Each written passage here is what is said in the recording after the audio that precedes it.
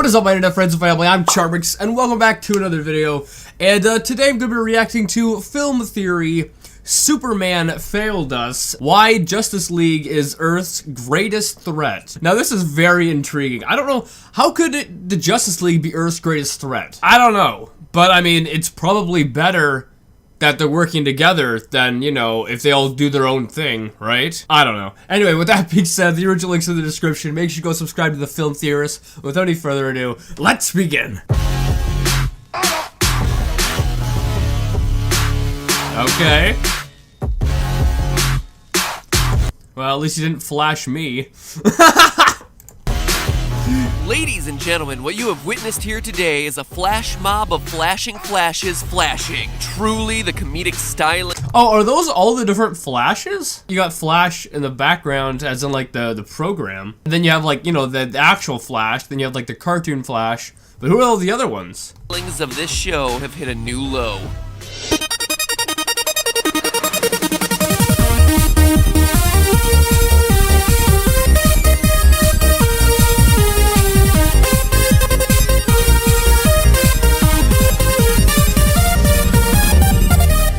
Internet, welcome to Film Theory, the smartest, but definitely not the fastest of shows on YouTube. Unless you measure speed by the time it takes to make you cringe, in which case, call me Usain Bolt.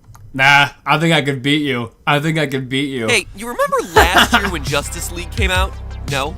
No one? Well, not all that surprising since this thing earned less than Man of Steel, which means that most of you watching probably didn't go out and see it. But yeah, no, I did not go out and see Justice League. Don't worry, you didn't miss all that much. Here, I'm gonna catch you up on the best bits. By the way, spoiler alert. I am the Flash. The Flash. Flash. The Flash. Flash. Flash. The Flash.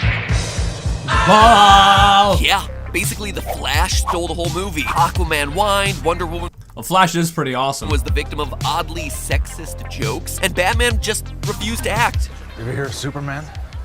He died fighting next to me.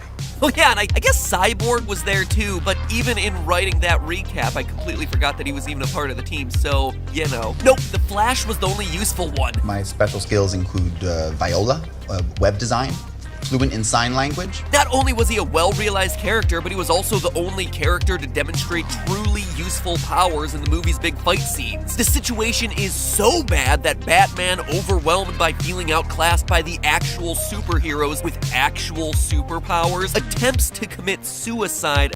Yo, what? I mean, although I like Batman, and I love the video games of Batman, he is like, he's just a rich dude. He's just a rich dude with a lot of crazy cool equipment, but he doesn't have any actual powers. Actually, that's the same with Iron Man. As a part of the final battle. I'm not even exaggerating when I say that. Everyone else has to be like, no, Batman, you are useful to this team. You're great. You add so much leadership to the team, even though your decision to revive Superman almost gets us all killed. Oh yeah, Superman gets himself reborn in record time midway through the movie, which is treated as this big reveal. Except, you know, you can't reveal stuff that's already on the box art. He even gets himself some really neat CGI lips in the process. And then Zombie Soups turns on the crew because, you know, DC wanted another crack at the whole superhero v superhero concept because it went so well last time. And then he flies off to a cornfield to sulk because the movie needed a reason to ensure that the grossly overpowered character didn't save the day until the final battle. Fast forward to the ending, Steppenwolf is defeated. That's why Superman's the best, because he's like enabling cheats on Grand Theft Auto San Andreas. That's how good he is. He's like having cheats enabled, because you can basically do anything in that game. Batman chooses the Justice League HQ, there's a Deathstroke Easter egg, Superman destroys all life on the planet Earth, and end credits. Like I said, you didn't miss all that much. Oh, I'm sorry. Were you wondering about that whole Superman destroying all life on the planet Earth bit? Yeah, well, you don't actually see it happen on screen, but it is definitely an unintended consequence of Superman's actions throughout this movie. Based on what we see during the Easter egg ending of Justice League, I can prove for a scientific fact that Superman would decimate the Earth that he had sworn, died, and was reborn to protect. To understand how that works, though, our story begins with the Flash. So I guess the theory behind this video is that the reason why the Justice League is bad is maybe not even the Justice League entirely itself. It's Superman, which is, you know, in the title it says Superman failed us. So I guess the Justice League isn't Earth's greatest threat Superman is. Superman is the greatest threat. Also, why does, look at his arm in this. That's still, look at the Flash's arm. It looks like it's like a little miniature little arm shrunk up. Barry Allen was a scientist who one night gets struck by lightning. Next thing you know, he can move at incredible speeds, as you do. That freak accident gives Barry the ability to tap into what's known as the Speed Force, an extra-dimensional source of energy that allows him to not only move fast, but fundamentally alter the way physics works around his body. In short, the Speed Force allows Barry to move at light speeds. No, light speed is too slow. We're gonna have to go right to ludicrous speed. Ludicrous speeds, which honestly is probably a more accurate descriptor, without having to worry about all the messy consequences that physics demands would come with moving I like the music choice you have in the background. quickly. And let me assure you, those consequences are definitely messy. You see, when you swim, the water... I got the washing machine on right now, and it wasn't balanced, so one side was a lot heavier than the other, and it's spinning, right? So it was going kind of like that, and that kind of like ruined it, so I had to run out as fast as I could to go and stop it. You know, I was going pretty fast. You could almost say I was the Flash. It's a horrible joke. Okay, let's just bypass it and get on. Water in front of you has to move out of your way. And this is true for any fluid that you're moving through. Water, certainly, but it can also be things like pudding. If you pull a guava juice and fill your bathtub with random liquids for those sweet, sweet YouTube kids views. But more than anything else, the fluid we deal with day to day is air. When we normally run through air, we pass through the air molecules pretty darn easily because their velocity is so much higher than our own. The molecules just move out of the way. But when you start running at ludicrous speeds, the particles are forced together. That's like if you go on a freeway or highway and you stick your head out the window, which I recommend you do not do, or maybe just stick your hand out the window. You can feel the force pushing your hand, right? That's what he's kind of getting at. They get trapped in front of you, becoming, in essence, a molecular traffic jam because they can't get out of the way of each other. And as you can imagine, not only is weird stuff happening in front of you, but you're also leaving a path of chaos in your wake as well. As the Flash builds up these molecules in front of him, he's creating a mini vacuum behind himself, a low-density area left in his wake. And as a result, air molecules rush in to fill that space like the Red Sea post-Noah. But is this collection of air molecules really that big of a deal? Well, just how much damage all this would cause would depend on the Flash's speed. Now, I never thought of that before. It might actually cause a lot of damage. in the comics, the Flash has been shown to travel any speed he needs to, and he's been able to reach those ludicrous speeds I keep mentioning. As just one example, in JLA number 48, a series covering the adventures of the Justice League, a nuclear warhead is launched towards North Korea, threatening to kill over 500,000 people. To save To North Korea? Is that what he said? all those lives, the Flash, Wally West at this point, rushes in and rescues each and every one of those 500,000 people, carrying them all 35 miles away. But Wow. here's the catch. He rescues them after the bomb has already detonated. So he's rescuing 500,000 people in what the comic says is 0.00001 microseconds. That Why would the comic books stretch his abilities that far? Like, that's crazy. So you waited for the explosion, and then you're like, alright, now it's time to go to work. Why couldn't you go in before that were to happen? means he ran 35 miles there and 35 miles back, at least 250,000 times, since he could be carrying 2 people at a time, in .00. And it'd be more than 35 miles, because not everyone's standing in one area, right? Some of them are in their buildings or houses, some of them are doing other things, so it's gonna be more like, let's say 40, maybe 50 miles each time. 0.000000001 seconds. Doing the math, that translates to him moving 9 trillion times the speed of light. But since that's an absurd number, and since I'm specifically interested in Justice League, let's just stick to how the Flash behaves in the DCEU. If I'm being thorough, and I kinda gotta be for anything involving comics, otherwise I get inundated with really angry emails, I should technically mention that we've seen the Flash move faster than the speed of light. Back in Batman v Superman, Flash appeared to Bruce Wayne telling him to look into Lois. Well, some people have written this off as just a part of Batman's nightmare that would actually make no sense. At this point in the movie, Bruce has no idea that Superman is Clark Kent, has never seen the Flash before, and would only have known Lois Lane as a reporter. So this is the Flash reaching out to Bruce by running faster than time itself. But since that's just a theory I have, let's look for something a bit more concrete. Luckily, Justice League gives gives me exactly what I need. While Flash is trying to outmaneuver a newly resurrected Superman, a dramatic moment reveals that Superman is keeping his gaze locked on the Flash as he moves. This tells us one very important detail, that the Flash is not moving faster than the speed of light in this scene. In fact,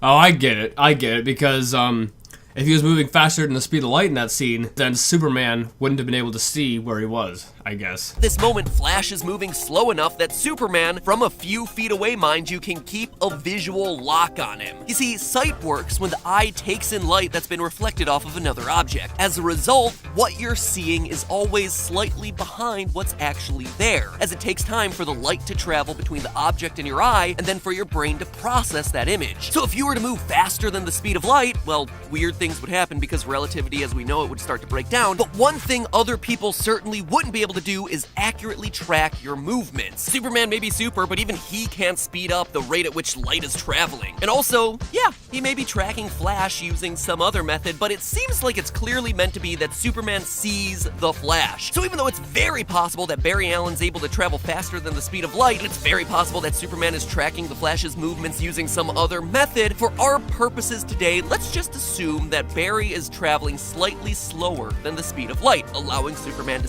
Where are we going with this? Like, he's been talking about how fast he's been going for a long time now. Yes, we get it. He can travel extremely fast.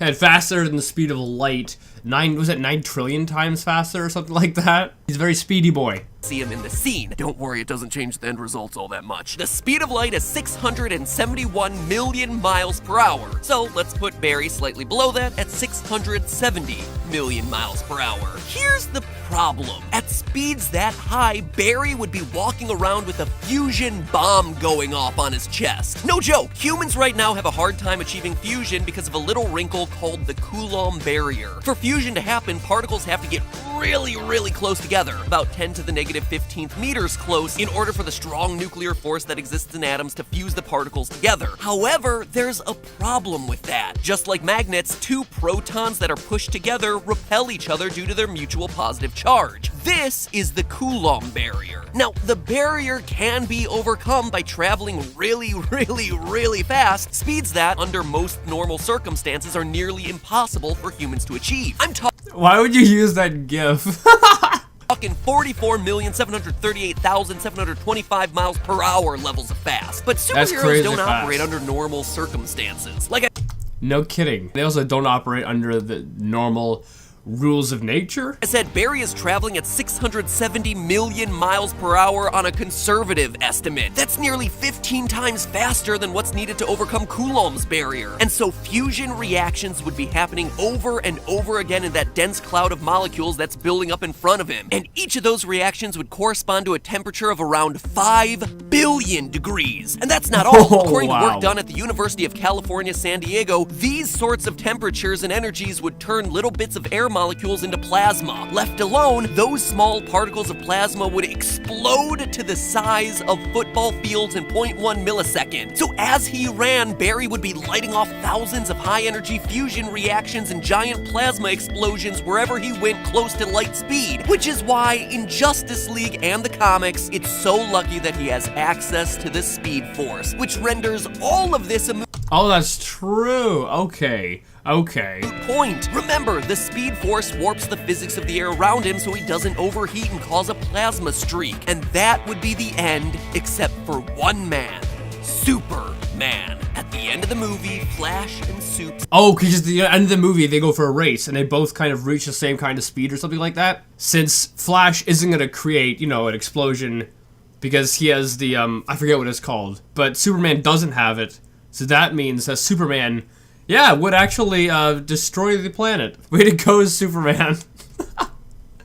And all this overseeing who's faster. Go in for a race. Superman, stop! You're gonna kill us all! You see, despite his ability to move incredibly fast, Superman doesn't have access to the Speed Force. He's not what the DC Universe refers to as a speedster. Superman travels fast because of his strength and his muscles, not because he has access to some extra-dimensional power. Sure, in the movies and comics, Superman has moved fast, often multiple times faster than the speed of light, but he has never once, in all the research that I did, tapped into that special force. And that becomes a serious problem problem because Superman is about to race Barry Allen around the world and at least try to keep up. And thanks to this moment from Man of Steel, we know, based on the fire surrounding his body, that Superman actively collides with the atmosphere and burns on re-entry at really fast speeds. Unlike Barry, though, there is no magical field extending a millimeter away from his skin that can magic away this problem. With no speed force to control the air molecules around him, all those awful things I said about Barry absolutely apply to Superman. Yep, so it makes sense. It makes sense. I think this is a good theory. And all this is caused just because he wanted to race. I think someone's trying to compensate for something. He's gonna ignite the air wherever he goes, and in a race of this magnitude, that definitely means fusion-level reactions and plasma eruptions across the globe happening in less than a blink of an eye. When Superman reaches even half of light speed, he's already generating an incredible 9.8 times 10 to the 19th power joules of energy. That is roughly 40 times more powerful than the strongest hydrogen bomb ever detonated. That is going to devastate the planet below him wherever he goes, completing the job that Zod and Steppenwolf couldn't do on their own. Earth's greatest threat was its greatest hero all along. Maybe Batman v Superman. This is an awesome theory, and I think it's, correct. Definitely because the math proves it. Superman was right. He has the power to wipe out the entire human race, and if we believe there's even a 1% chance that he is our enemy, and he did it by accident, then we have to take it as an absolute certainty. Ugh, I just feel dirty even saying that. But hey, that's just a theory. A film theory. Anyway, guys, I hope you like this video. I actually think this is a great theory, and yeah, the math shows and the science shows that Superman, as the world's greatest hero, also is the world's greatest villain, and ended up destroying the planet by a freaking race. Anyway, with that being said, if you like this video, make sure you give it a thumbs up, possibly share with a friend if you do, and subscribe to join the family today, and also make sure you go subscribe to The Film Theorist. And with that being said, I'll see you guys next time.